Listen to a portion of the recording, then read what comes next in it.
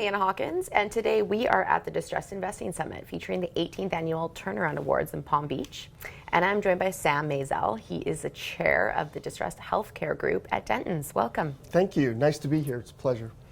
So I would love, Sam, if you could tell me a little bit about what Dentons has been up to in the M&A space as of late. Well, Dentons is the world's largest law firm. We're in 80 countries, more than 100 offices. But a lot of our work is in M&A, and the space I specialize in is distressed healthcare M&A. So over the last few years, we've sold probably almost $1 billion worth of hospitals. We just sold 18 clinics for $55 million in Southern California. We're restructuring a medical device company in Houston. We're doing a lot of work, particularly where I specialize for the firm, in distressed healthcare. Wow. And so your firm has received some recognition as of late, particularly this evening. You're going to be getting an award. Tell me about that. Yeah, the work we did with the Borrego Community Health Foundation, it is a federally qualified healthcare center. They operate 18 clinics in Southern California that really focus on providing care to low-income and the rural population in Southern California. Terrible situation. You have to drive hours for alternate care if you can find it. And last fall, we were retained because they were in a sort of existential struggle with the state of California.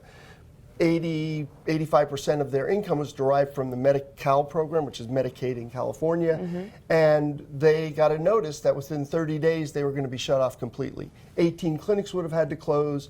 Almost 100,000 patients would have had to find alternate care, when really there wasn't alternate care available. So we devised the strategy, we put them in Chapter 11, and used the bankruptcy code's automatic stay to basically stop the California state government in its tracks. We got the bankruptcy court to rule that the suspension of payments would have been a violation of the bankruptcy code, federal law. Health plans had started moving their patients because they were worried that the clinics would be shut, so they had to find alternate care. Mm-hmm. We got the court to order them to move the patients back. And so we were able to get a standstill with the government, and then we were able to negotiate a settlement with the government, which allowed us to pay all the creditors in full, sell the clinics to another federally qualified healthcare center operator with a little financial viability. Mm-hmm. Pay all the creditors in full, but most importantly, keep these facilities open in rural California for the patients and keep the employees employed. I mean, that all would have gone aside if we hadn't been able to implement the strategy. Right, so a lot more rewarding than simply the plaque that the company will be taking home tonight. No, look, we're happy to have the plaque. But no, I mean, the ability to go into court and use the federal laws to stave off the government, which basically had no plan to provide alternate care mm-hmm. to these 100,000 patients. Many of them would have had to drive hours to get alternate care if they could find it, in a time when gasoline prices in Southern California were $6 or $7 a gallon. Right. And these are low-income people. We're very proud of the work we did. Extremely rewarding. And I guess to that note, a consistent theme at the summits here always is the recognition of excellence.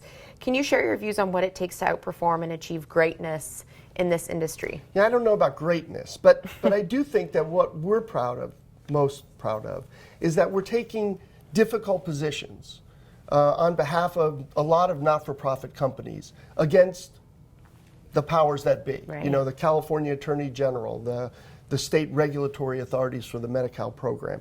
We're taking difficult positions, using innovative legal strategies, and achieving great results for them. And I'm sort of towards the end of my career. It's really a pleasure to see it happen. Mm-hmm.